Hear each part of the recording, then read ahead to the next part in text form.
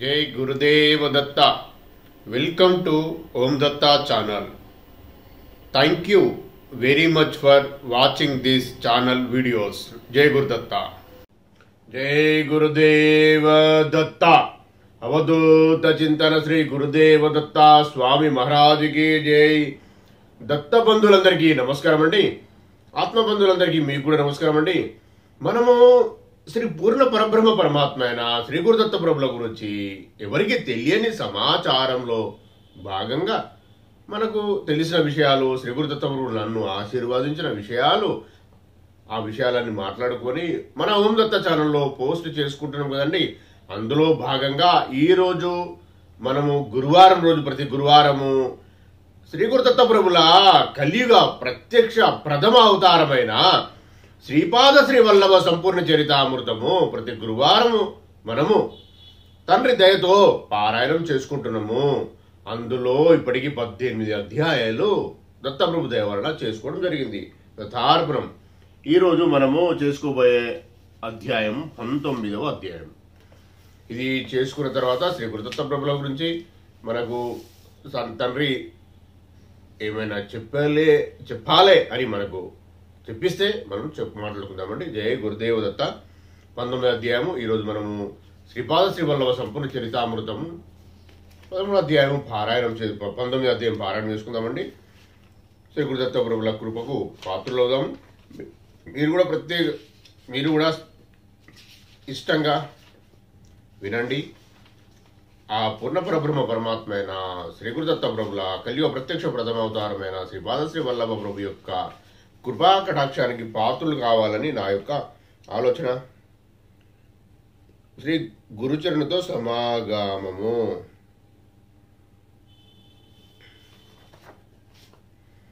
దత్త దిగంబర శ్రీపాద వల్లభ దత్త దిగంబర నృసింహ సరస్వతి దత్త దిగంబర. అవధూత చింతన శ్రీ గురుదేవ దత్త స్వామి మహారాజుకి జై. దత్త బంధువులందరికీ నమస్కారం అండి. మనం ఈ అధ్యాయంలోకి వెళ్దాం. ఇప్పుడు అధ్యాయము 19, చాప్టర్ 19, శ్రీ గురుచరణినితో సమాగమము. వల్లభేశ్వర శర్మ దంపతులు, నేను సుబ్బన్న శాస్త్రి శ్రీపాదుల వారి లీలలను స్మరించుకొనుచుంటిమి. ఇంతలో వారింటికి దూర బంధువైన లింగన్న శాస్త్రి అతడు వచ్చాను. అతడు వేదాంగ పారంగతుడు. లింగన్న శాస్త్రి ఈ విధంగా చెప్పనారంభించెను. నేను పితృతర్పముల నిమిత్తము పాదగాయ క్షేత్రమైన పీఠికాపురమునకు వచ్చి తిని. మా తాతగారు కర్మిష్ఠుడైన బ్రాహ్మణుడైనను ధనవంతుడైనను బహు పిసినారి. శాస్త్రములలో చెప్పబడిన అపధర్మములను, ధర్మ సూక్ష్మములను వితండవాదములతో తనకు అనుకూలంగా అన్వయించుకునివాడు. పితృదేవతల తృప్తి కొరకు చేయబడు దశవిధ దానాలకు యథాశక్తి అను సూత్రంతో వక్రమంగా అన్వయించుకొని అత్యంత స్వల్ప ద్రవ్యంతో ఆ తంతు అయినదని అనిపించుకునేవాడు. శ్రద్ధాపూర్వకంగా చేయబడు శ్రద్ధ కర్మములందు కూడా అనవసరంగా ద్రవ్యము ఖర్చు పెట్టబడుచున్నదనియు, భోక్తలు ఇదే ఆధారనని భావించి మిక్కుడంగా భోజనం చేయుచున్నారనియు, తన ఇల్లు గుల్ల ఆగుచున్నదనియు అంతర్మదనం చెందేడివాడు. కాలం తీరగా అతడు చనిపోయాడు. మా నాయన కూడా తన తండ్రి అడుగుజాడలోనే నడిచేవాడు. జగద్రక్షకుడైన కాలము అతన్ని కూడా కబలించెను. నేను మాత్రము శాస్త్రంలో చెప్పబడిన రీతిగా నా శక్తికి తక్కువ గాని ఎక్కువ గాని కాకుండా యథాశక్తిగా పితృదేవతలకు సంబంధించిన తర్పణాదులను కావించుచుంటిని. ఇంతలో మా ఇంటిలో అకారణ కలహములు చెలరేగి మనశాంతి లేకుండాను.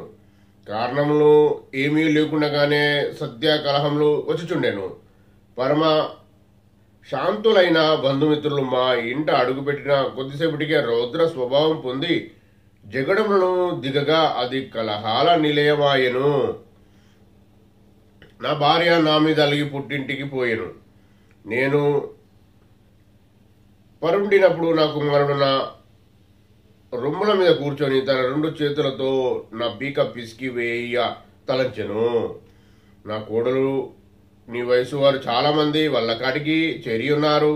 నీ తండ్రి నీ వంతు ఎప్పటికి వచ్చునో కదా అని తండ్రి కూడా చేరి ఉన్నాడు. నీ వంతు ఎప్పటికి వచ్చునో కదా అని తిట్టిపోసేది. నా కూతురికి నీ వంటి దారుద్రునికి కూతురుగా జన్మించడకు నేనెంత పాపము ఏ జన్మలో చేసుకుంటునో కదా అని పౌరుషవాక్యాలు ఆడేది. నా అల్లుడు మా ఇంటిలో సరి అయిన సేవకులు లేరి అయిరి, దుక్కలాగా ఉన్నావు. నా ఇంటికి వచ్చి ఇల్లు వాకిలి ఊడ్చుచు బకాసుర భోజనం ఇల్లు వాకిలి ఊడ్చుచు గుడ్ల చవిడిలో గోసేవ చేయుట, అవసరమైన బ్రాహ్మణ్యములకు పోయి తిలాధారం పట్టుట మొదలైన పనులు చేయవచ్చును కదా.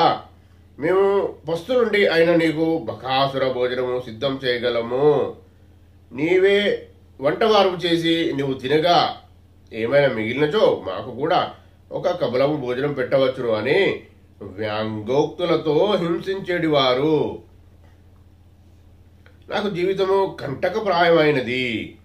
ప్రతి జీవికిని జీవించుటయందు ఆసక్తి కలిగి జీవించుటలో మాధుర్యం ఉన్నదని తోచుట, అయితే నా విషయంలో జీవించుట మాధుర్యం లేదని తేలిపోయినది. అయినచో బలవంతంగా ఆత్మహత్య చేసుకొని మరణించుదామా అన్న పిశాచ జన్మ లభించినేమో అని భయం. నా మరణానంతరం నాకు శాస్త్రోక్త పద్ధతిలో అంత్యక్రియలు జరగవని నాకు స్పష్టంగా తోచినది. ఒకనాడు మా ఇంటిలోనున్న గుడ్ల చావిడిలో నాకు ఒప్పచెప్పబడిన పనులు అన్నింటికి పూర్తి చేసుకుని భోజనం చేయటకు ఉద్యుక్తుడైతిని. అయితే నా కోడలు నాకు పెట్టినది పాసిపోయిన అన్నము. అది దుర్వాసన కలిగి ఉన్నది. దానిలో కూడా కొన్ని పురుగులు కూడా కనిపించినవి. పనులను చేసి అలసిపోయి ఉన్న నాకు మిక్కుటముగా నున్న క్షుద్బాధ మరింత హింస కలిగించినది. కన్నీళ్లు కార్చుదామన్నను ఓపిక లేని స్థితిలో నుండిని. దుర్వాసనతో కూడి ఉన్న అన్నంను తినజాలను, ఆకలి బాధకు తట్టుకునజాలను. కడుగడు దైన్య స్థితిలో ఉన్న నాకు ఈ లోకము, ఈ జనులు, ఈ బాంధవ్యములన్నీ సత్యము లేనా లేక ఇదంతయును ఒక ఇంద్రజాల మహేంద్రజాలమా అని మనసులో శంక కలిగినది. మనసుకు ఆలోచించే శక్తి కూడా లేక ముద్దుబారిపోయినది.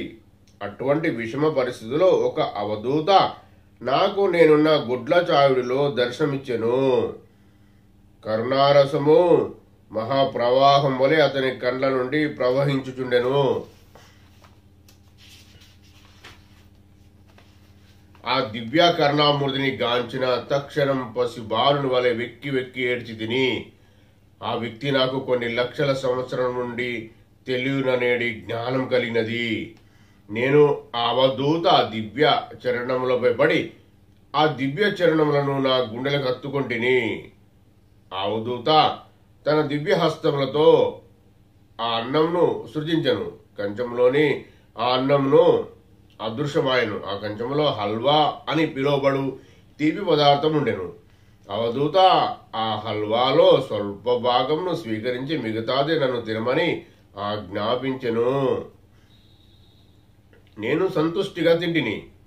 జీవసత్వములు నాలో పుంజుకొనున్నవి. అవధూత నన్ను ఒక గుణవంతో ఈశాన్య మూలాత్రవమనెను. నిలువెత్తు గొయ్యి తీసిరా. తదుపరి దానిలో 2 కుక్కల అస్థిపంజరములు బయల్పడినవి. వాటిని నేను ఆవల పారవేచి తిని, అవధూత నా వద్దనున్న గంజిని దానిలో పోయమైనను. నేను ఆ గోతిలో గంజిని పోసి మట్టితో ఆ గోతిని పూడ్చి తిని, అంతటా అవధూత ఇట్లు సెలవిచ్చెను. నీకు పిశాచ బాధ నివృత్తిని చేస్తిని. నీ గృహం నాకు ఇప్పుడు స్థలశుద్ధి జరిగినది. క్రమశ పరిస్థితులు చక్కబడును. పాదగాయ క్షేత్రమైన పీఠికాపురం నుండి నీకు పిలుపు వచ్చినది. తక్షణమే నీవు ప్రయాణం కావలసినది. నీకు తగిన ఏర్పాట్లు చేయబడును. మనము తిరిగి పీఠికాపురంలో కలుసుకుందుము.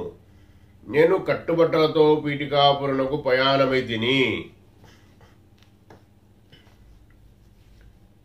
ఇంటిలోని వారెవరికి చెప్పకుండా తక్షణమే బయలుదేరి తిని,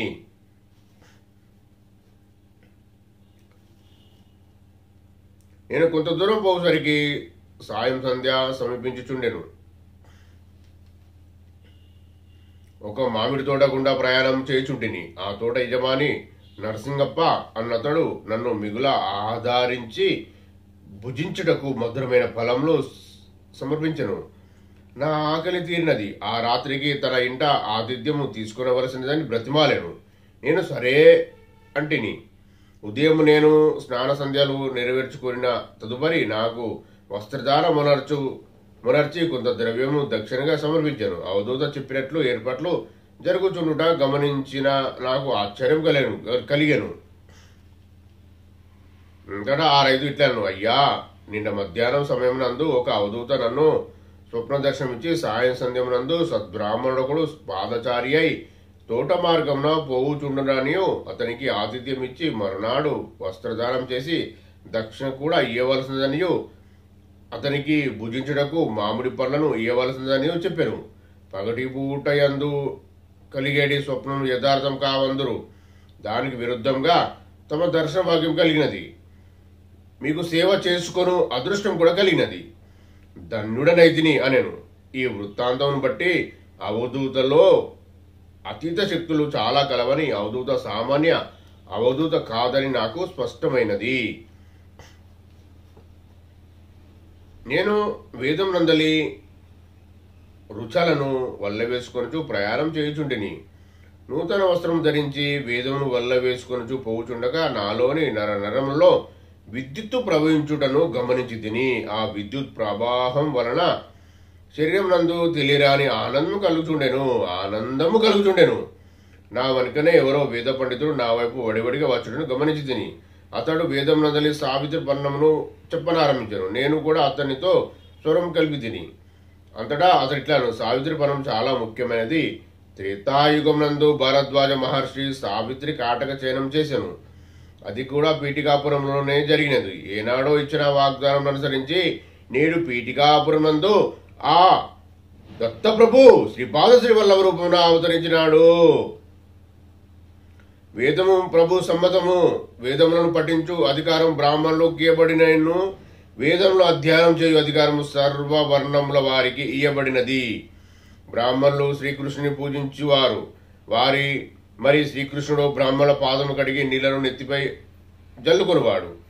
పీఠికాపురం నుండి పిలుపును అందుకున్న నీవు ఎంతో అదృష్టవంతుడవు. అంతటా నేను ఇట్లాంటి, అయ్యా, శ్రీపాద శ్రీవల్లభులనేవారు వారి మహిమను వినగోరుచున్నాను. నాయన, వారి దర్శనము సర్వ పాపక్షేకరము. వారు సాక్షాత్తు దత్తాత్రేయుల వారు.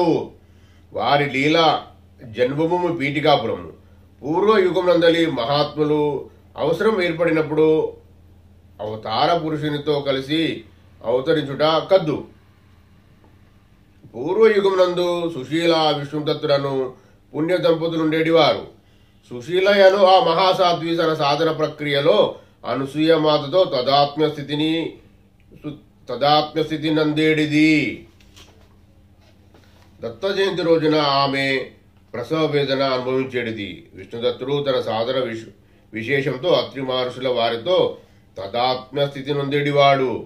ఈ తదాత్మ స్థితి అన్నది అభౌతికము, అప్రకృతికము, మనోబుద్ధులకు అగోచారము, దేవరహస్యము, వాక్కునకు అందనటువంటిది, వివరించప్పుడ సాధ్యం కానిది.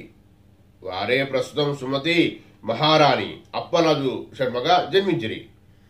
వారి తపఫలంగా శ్రీపాదుల వారు వారికి సంతానంగా జన్మించిరి.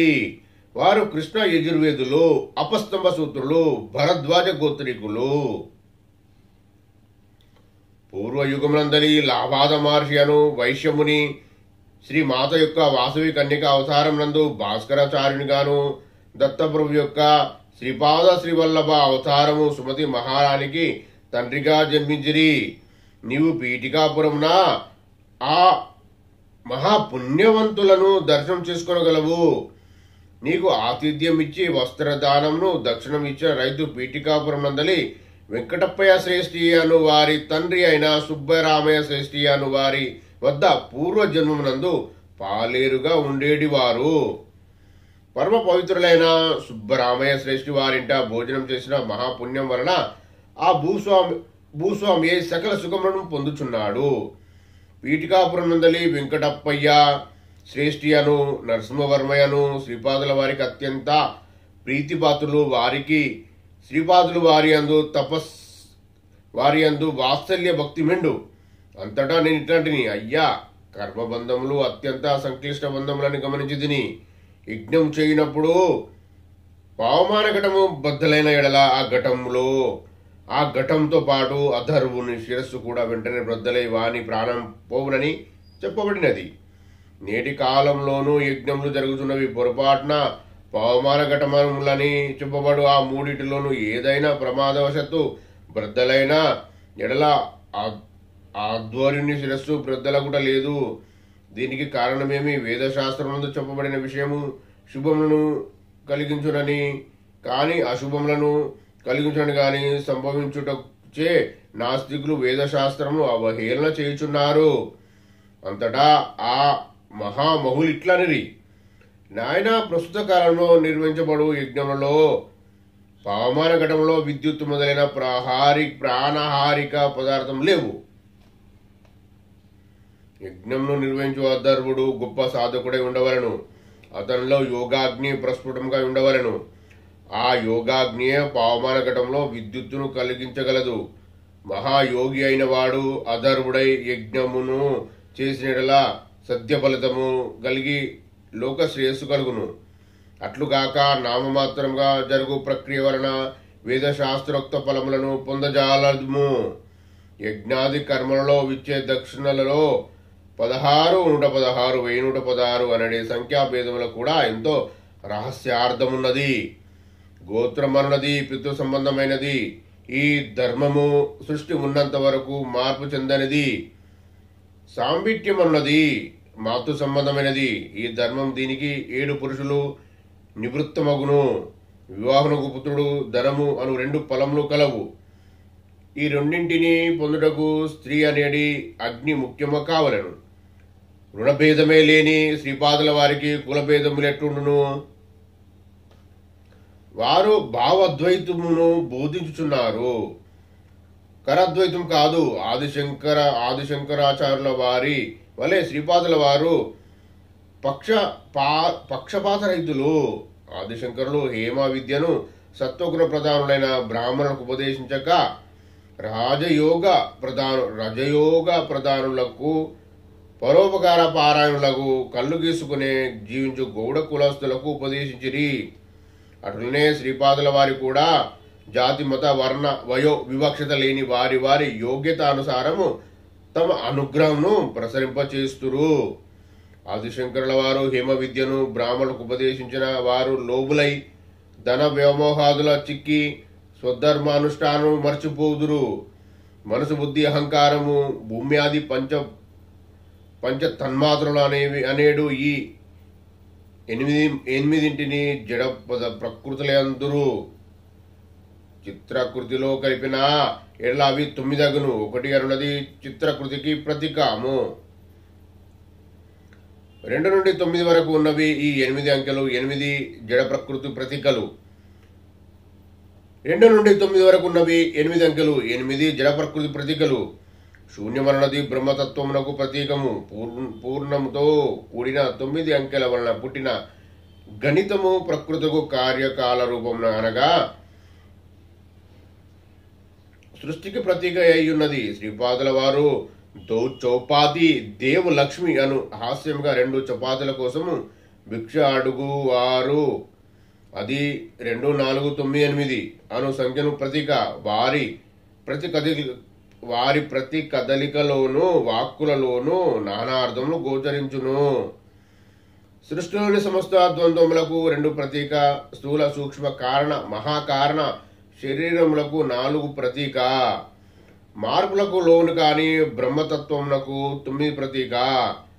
మహామాయకు 8 ప్రతీక. శ్రీపాదుల వారు అర్ధనారీశ్వరులు.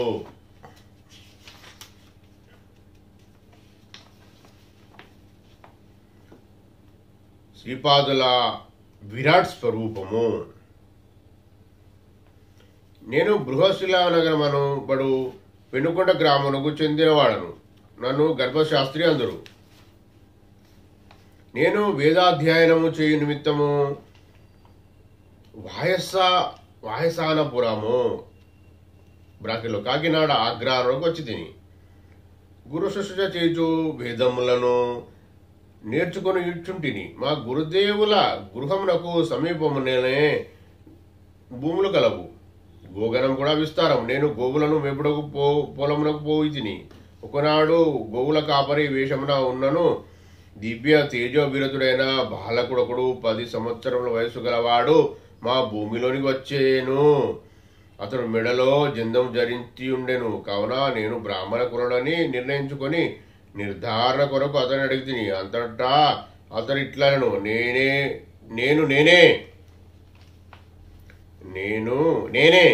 నాలో సమస్త తత్వములను ఉన్నవి. అన్నింటికీ ఆధారభూతుడైన నేను మాత్రమే నేనే. నాలోని బ్రాహ్మణ లక్షణములు గాంచి నీవు నన్ను బ్రాహ్మణుడని భావించిన తప్పు కాదు, అది మాత్రమే సత్యం మాత్రం కాదు. నాలో క్షత్రియుల లక్షణములు గాంచిన క్షత్రుడు అనుకున్నది అది కూడా అసత్యం కాదు, అయితే అది మాత్రమే సత్యం కాదు. వైశ్య లక్షణం గాంచి వైశ్యుడని అనుకున్నను అసత్యం కాదు, అయితే అది సత్యం కూడా కాదు. శూద్ర లక్షణం గాంచి శూద్రుడు అనుకున్నను అది దబ్బార కాదు, అయితే అది మాత్రమే యథార్థం కాదు. నన్ను నీవు చండాలుగా భావించడం తప్పు కాదు, అది కూడా యథార్థం కాదు. నేను సమస్త పరిమితులకు అతీతుడను. సత్యంగాను అసత్యంగాను తోచేటి ప్రతి విషయమునకు నేను అతీతుడను, ఆధారభూతుడను. నేను పరమ సత్యమును, సత్యతత్వమును. అన్ని అవధులకును ఆవల నుండున్నది నా యొక్క ధర్మము. ఆ సత్యతత్వము అన్ని అవధులకు ఆవల నుండున్నది నా యొక్క ధర్మము, పరమధర్మము. అది సమస్త ధర్మములకు అతీతము, ఆధారభూతము కూడాను. నాది పరమ ప్రేమతత్వము. సృష్టిలోని జీవులలో నుండే ప్రేమతత్వములన్నింటికంటే సుదూరంలో నుండును. అంతేకాకుండా వాటి అన్నింటికీ ఆధారంగా నుండును. నన్ను నీవు పురుషునిగా భావించిన స్త్రీ వలె ప్రవర్తించదను, స్త్రీగా భావించిన పురుషుని వలె ప్రవర్తించదను. నన్ను అర్ధనారీషుడు అనుకుందువా? ఆ 2 రూపములు వ్యక్తమగుటకు ముందున్న మనోవాచామగోచారమైన దివ్యానంద దత్తతత్వమును అని రుజువు చేసేదను. ఇంత విలక్షణంతో కూడిన నువ్వు ఏమని తెలుసుకొనగలవు? అతడు చెప్పున్నదంతయును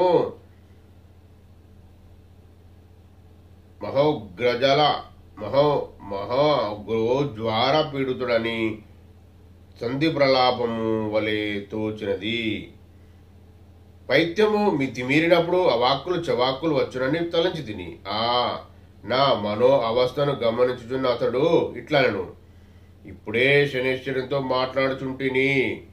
నేను ఈ గణపతి శాస్త్రిని ఎంత చమత్కారంగా చిత్ర విచిత్రములైన బంధనముతో పడవేసి హింసించదనో ఆ వేడుకను వీక్షించు ప్రభు అనెను.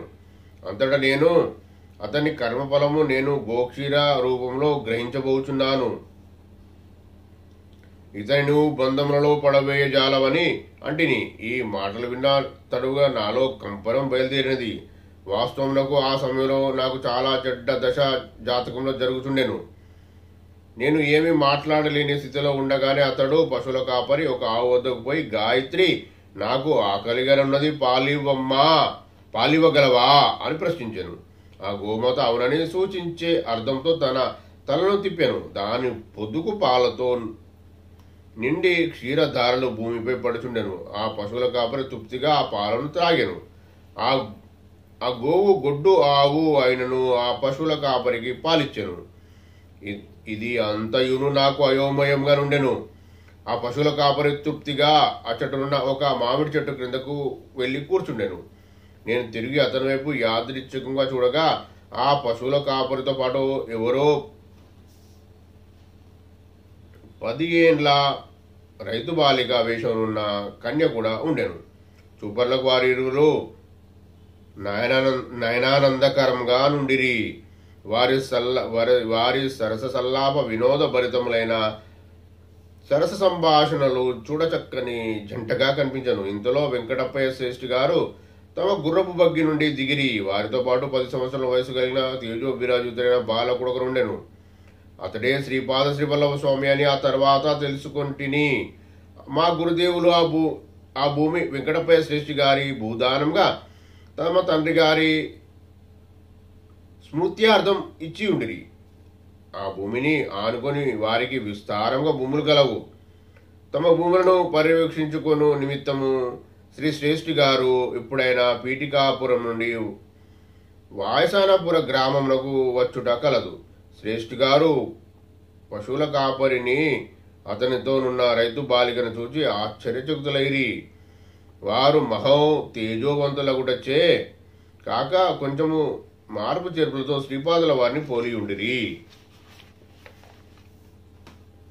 శ్రీపాదుల వారు ఇట్లన్రి, తాత ఎందులకు ఇంత సంభ్రమాశ్చర్యచకితుడైనావు?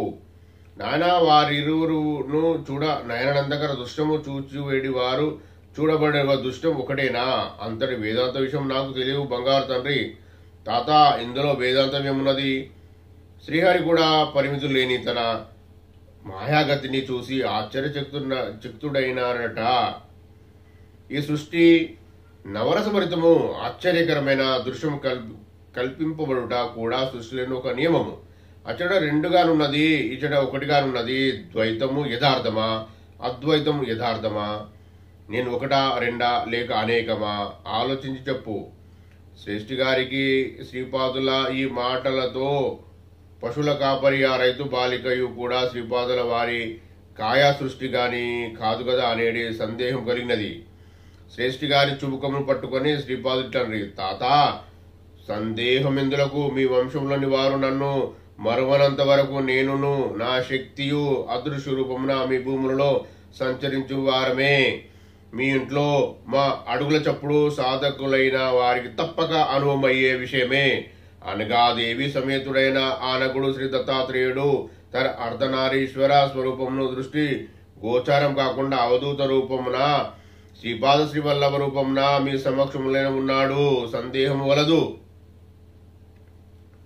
నేను సుమతి మాయికి ప్రప్రదమైన దర్శనమిచ్చినప్పుడు, నేను పుత్రుడైన జన్మించినప్పుడు వివాహ ప్రయత్నం చేయవద్దనియో, ఆ రకంగా ప్రయత్నం చేసిన ఇల్లు వదిలి వెళ్ళిపోవుట ఖాయమనియో నిశ్చయంగా చెప్పి తిని, నీవు పుత్రుడు జన్మించినప్పుడు వివాహ ప్రయత్నము చేయవద్దనియో, నీవు రాజార్షివై గనుక నిష్కల్మష భక్తి వశంతో నన్ను బందీగా చేస్తేవి కనుక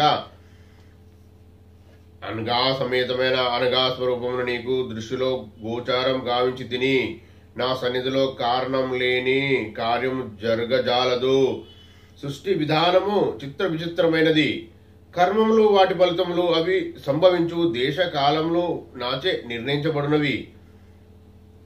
మూడులైన జనులకు నా చర్యల ద్వారా, లీలల ద్వారా, మహిమల ద్వారా జ్ఞానబోధ చేయుట నా అవతార కార్యములలో ఒక భాగము. శ్రీపాదుల వారు ఈ ప్రకారంగా పలికి, మేము చూచుచుండగానే కాంతి స్వరూపమును పొంది మామిడి చెట్టు వైపునకు వెడిలిరి. చూచుచుండగానే రైతు బాలికయు పశువుల కాపరియు కాంతి స్వరూపమును పొంది శ్రీపాదుల వారిలో లీనమైరి. కాలం కాని కాలంలో మామిడి చెట్టుకు కాయలు కాయుట అసంభవమైన విషయము. కానీ ఆ మామిడి చెట్టుకు ఒకే ఒక కాయ కాసెను. శ్రీపాదుల వారు కోసిరి. వారి హస్త స్పర్శ ఎట్టిదో గాని అది చూచుచుండగానే పండుగ మారినది. పసిపిల్లవానికి తల్లి భోజనం గాని మధుర పదార్థం గాని తినిపించు రీతిన శ్రీపాదుల వారు శ్రేష్ఠి గారికి ఆ మామిడి పండును తినిపించిరి. ఆ మామిడి పండును తిరునంత వరకు శ్రేష్ఠి గారు పసి బాలుని వలె ఏడ్చుచుండిరి. శ్రీపాదుల వారి మాతృప్రేమ 1000 తల్లుల ప్రేమ కంటేను గొప్పది. వారి దివ్య నేత్రం నుండి కారుణ్యము ప్రేమ వర్షించినప్పుడు వారు సాక్షాత్తు త్రిశక్తి స్వరూపిణైన అనగామాతయే అనిపించెదరు. ఆ మామిడి పండు యొక్క టెంకా శ్రీపాదుల వారి సమ్ముఖంలో నిట్టనిలో నిలబడి ప్రభు యొక్క ఆజ్ఞ కోసం వేచి ఉండ సేవకుని వలె ఉన్నది. శ్రీపాదుల వారి హస్త సంజ్ఞతో అది పైకెగిరినది. అది మామిడి టెంకా రూపమున ఉన్నను కేవలం కాంతి స్వరూపంగా మారిపోయినది. శ్రీపాదులు ఇట్లనిరి, విత్తు ముందా చెట్టు ముందా అని కొంతమంది వితండవాదం చేదురు. ఈ రెండింటి కంటేను ముందున్నవాడు ఒకడున్నాడు, అతడే దైవము. తన సంకల్పమును బట్టి విత్తనము నుండి చెట్టు నుండి విత్తనమును గాని ఆవిర్భవింపచేయగలడు. అమోఘమైన అతని సంకల్పము సప్త మహర్షులకు సైతము ఊహింపనలవి కానిది. మాలిన్యంతో కూడిన పరమాత్మ జీవుడని పిలువబడుచున్నాడు. మాలిన్యరహితుడైన జీవుడు పరమాత్మకుచున్నాడు. జీవాత్మ పరమాత్మలో లీనమైనప్పుడు అతని సంస్కారములన్నీ వేయించబడిన విత్తనముల వలె నుండును. అయితే పరమాత్మకు సంకల్పం కలిగి తనలో విలీనమైన జీవాత్మను తిరిగి సృష్టి చక్రంలోనికి తీసుకురాదలిచిన అతనికి అడ్డుకొనగల శక్తి లేదు. అయితే తనలో లీనమైన జీవులకు సృష్టిలోనికి తీసుకువచ్చినప్పుడు వారు కారణ జన్ములై దైవ కార్యము నిర్వహింతురు. జన్మాంతమున వారు తిరిగి పరమాత్మయందు లీనమగుదురు. పరమాత్మయందు లీనమై కాక అత్యంత సామీప్యము ఉండదలిచిన జీవులు ఆ ఆనందమయ స్థితిలోనే ఉండదలిచెదరు. అట్టి వారికి కూడా పరమాత్మ దైవ కార్య నిర్వహణార్థం కారణ జన్మములుగా జన్మింపజేయును. జన్మాంతరున వారు పరమాత్మయందు లీనంగాక అత్యంత సామీప్య స్థితి నుండి దివ్య ఆనందము అనుభవించెదరు. జీవాత్మ వేరు పరమాత్మ వేరు అనే స్థితిలో ఉండుకోరు జీవులు కారణ జన్ములై దైవ కార్యం నిర్వహించి తదుపరి తిరిగి పూర్వస్థితిలోనే జన్మాంతమున ఉండెదరు. ద్వైత స్థితిలోని విశిష్ట అద్వైత స్థితి గాని అద్వైత స్థితి గాని జీవుల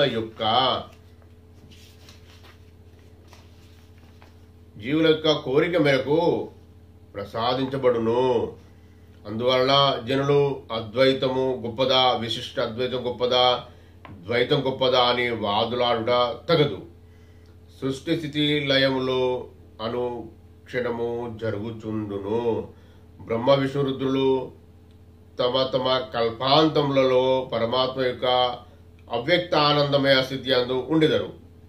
వారు తిరిగి మహాసంకల్పమును అనుసరించి వ్యక్తి స్థితికి వచ్చి వారి కోసమై నూతనంగా సృష్టింపబడిన బ్రహ్మాండములందు సృష్టి స్థితి లయములను గావించెదరు.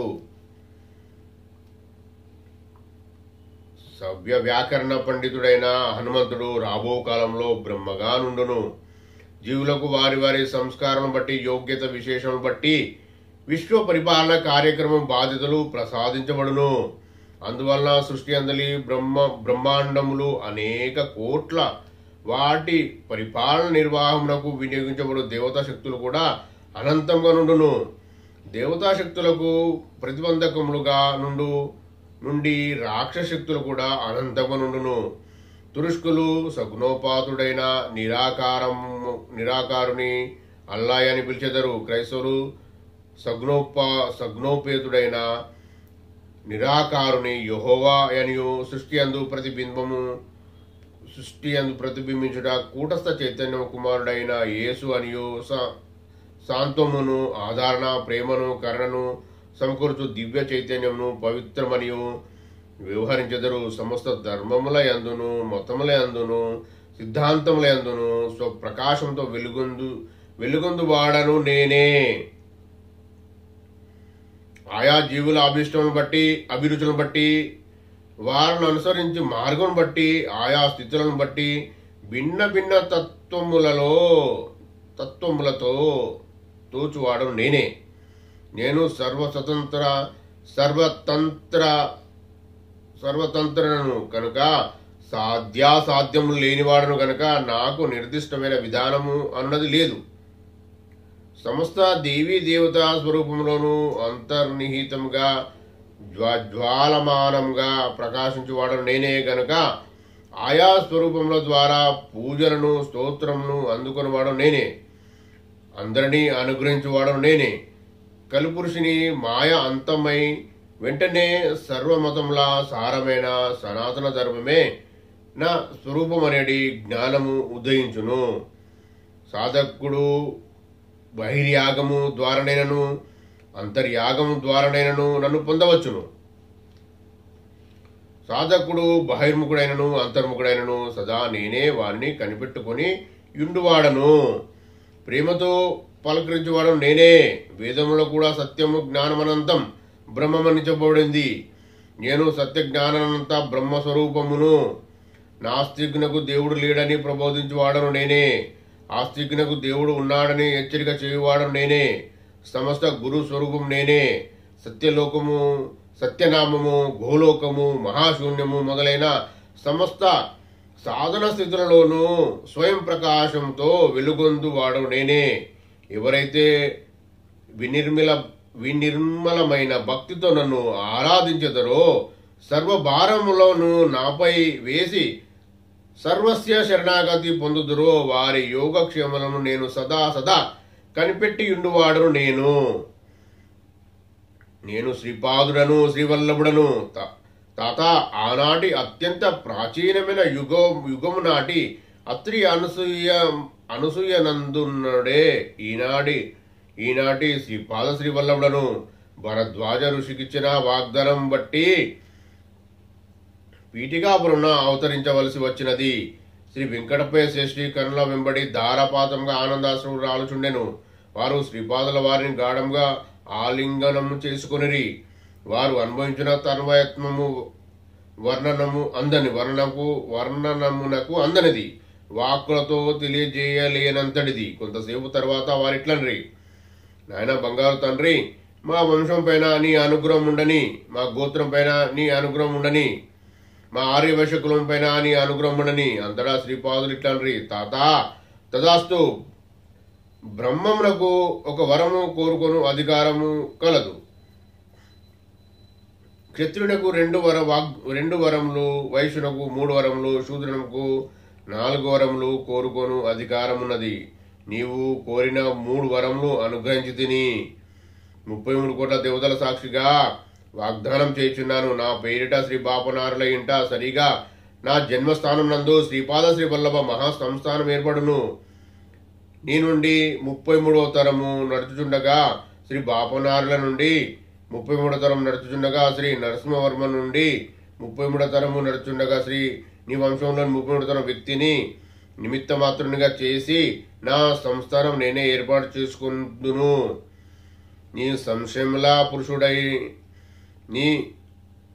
నీ వంశంలా పురుషుడైన మార్కండేయ మహర్షిని ఆదేశించుచున్నాను. మార్కండేయ మహర్షి ప్రతి గురువారం మధ్యాహ్న సమయంలో ఏదో ఒక రూపంలో నాకు నైవేద్యం ఇవ్వబడిన పదార్థంలో ఎంతో కొంత భాగమును స్వీకరించుగాక.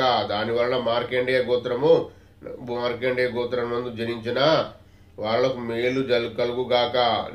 నువ్వు కోరినట్లు ఆర్యవైశ్యులపై నా అనుగ్రహం ఉన్నది. ఆర్యవైశ్యము రాజ్యాధికార యోగము కలుగునట్లు ఆశీర్వదించుచున్నాను. భవిష్యత్తులో ఆర్యవైశ్యకుడు భారత ప్రభు కాగలడు. విచిత్రమైన నాడి జ్యోతిషం నందలి సూచనను బట్టి పీఠికాపురం రాగలడు. మెండుగా నా అనుగ్రహమును పొందగలడు. ఆ తర్వాత నేపాల దేశం నుండి భక్తజనులు అసంఖ్యాకంగా పీఠికాపురంకు నా దర్శనార్థం రాగలరు.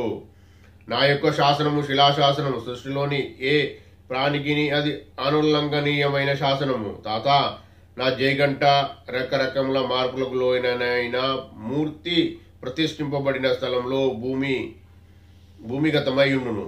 జయగంట చేరిన దానికి గుర్తుగా అచ్చటి తర్వకములలో కొన్ని మృన్మయ పాత్రలు లభించును. పీఠికాపురనందు నిర్మించబోవు నా మహాసంస్థానమునకు ద్రవ్య సహాయం చేయుటకు ఎంతో సుకృతం కావాలను. ఏదో ఒక జన్మలో ఆర్యవైశ్య కులం నందు జన్మించి పీఠికాపురంతో ఏదో ఒక సంబంధం గల వ్యక్తి నుండి మాత్రమే ద్రవ్య సహాయం సమకూరును. అవిశ్వాసులు, మూడులు, పాండిత్య జనిత అహంకారములు ప్రతిదానికి ప్రమాణం కోరెదరు. నా చరిత్ర పారాయణం చేసిన అభిష్ట సిద్ధి కలుగును. పీఠికాపురంలోని నా సంస్థానమునకు సంబంధించిన ఏ సత్కార్యములో పాల్గొనను ప్రతిబంధకము తొలుగును. పీఠికాపురంలో నా జన్మ నక్షత్రమైన చిత్తా నక్షత్రం నాడు నన్ను శ్రద్ధతో అర్పించిన రుణబాధలు తీరును. కన్యలకు యోగ్యులైన వరులతో వివాహం జరుగును. భూత ప్రేత పిశాచాది అదృశ్య శక్తుల బాధ తొలగును. శ్రావణ శుద్ధ పౌర్ణమి నాడు నా సహోదరి వాసవి కన్యక నాకు రక్షాబంధనము కట్టు పుణ్యదినము. ఆనాడు పీఠికాపురంలో నా సన్నిధుల నుండి వారలకు చిత్రగుప్తుడు మహాపుణ్యము లిఖించును. నేను స్వతః ప్రమాణము, నా చరిత్ర స్వతః ప్రమాణము. నా లీలలు స్వత ప్రమాణము. సూర్యుని సూర్యుడని తెలుపుటకు వేరే ప్రమాణమేలా? శ్రీపాదుల వారి లీలలు అనితర సాధ్యములు. ఆ మరునాడు నేను వల్లభేశ్వర శర్మ దంపతులు, సుబ్బన్న శాస్త్రి, లింగన శాస్త్రి శ్రీపాదుల వారి దర్శనార్థం కురుంగడ్డకు పోయితిమి. శ్రీపాదుల వారు మమ్మెంతగానో ఆశీర్వదించిరి. చిరునవ్వుతో ఇట్లనిరి, ఆహా ఏమి చర్చలు, ఏమి చర్చలు! శ్రీపాద శ్రీవల్లభ మహాసంస్థానం ఏర్పడుటకు చాలా కాలము గడువు కావాలను కదా. మల్లాది వారి రుణము, పైండవారి రుణము, వత్సవాయి రుణము తీరేదెన్నటికో. ఈ విధముగా పలికి మౌనం ముద్ర వహించి ఉండిరి. శ్రీపాద శ్రీవల్లభులకు జయము జయము. 18వ అధ్యాయం సంపూర్ణం. దత్త దిగంబర శ్రీపాద వల్లభ దత్త దిగంబర నృసింహ సరస్వతి దత్త దిగంబర. జయ గురుదేవ దత్త. ఈ 19వ అధ్యాయం ప్రతి గురువారం చేసుకునే ఈ 19వ అధ్యాయం ప్రశాంతంగా ముగిసినందుకు, సంపూర్ణంగా జరిగినందుకు శ్రీపాద శ్రీవల్లభ ప్రభుకు, పునః బ్రహ్మ పరమాత్మ దత్త ప్రభుకు కోటి కోటి కృతజ్ఞతలు, కోటి కోటి సాష్టాంగ దండ ప్రమాణాలు. మరియు మనకు సహకరించిన ఇక్కడ చుట్టుపక్కల ఉన్న సిద్ధ పురుషులకు, గురువులకు, యోగులకు, భూతగణాలకు కోటి కోటి కృతజ్ఞతలు. జయ గురుదేవ దత్త. ఇప్పుడు తండ్రి చెప్పిన విషయం అండి, మనం సిద్ధమంగళ సూత్రం చేయాలి. జయ గురుదేవ దత్త. సిద్ధమంగళ సూత్రం. శ్రీమదనంత శ్రీ విభూషిత అప్పల లక్ష్మీ నరసింహరాజా జయ విజయీ భవ దిగ్విజయీ భవ. శ్రీమదకండా శ్రీ విజయీ భవ. శ్రీ విద్యాధరి రాధ సురేఖ శ్రీరాకీధర శ్రీపాద జయ విజయీ భవ దిగ్విజయీ భవ. శ్రీమదకండా శ్రీ విజయీ భవ. మాతా సుమతి వాత్సల్యామృత పరిపోషిత జయ శ్రీపాద జయ విజయీ భవ దిగ్విజయీ భవ. శ్రీమదకండా శ్రీ విజయీ భవ. సత్య ఋషీశ్వర దుహితానందన పాపనార్యనుత శ్రీచరణ జయ విజయీ భవ దిగ్విజయీ భవ. శ్రీమదకండా శ్రీ విజయీ భవ. సావితృకాటక చైన పుణ్యఫల భారద్వాజ ఋషిగోత్ర సంభవ జయ విజయీ భవ దిగ్విజయీ భవ.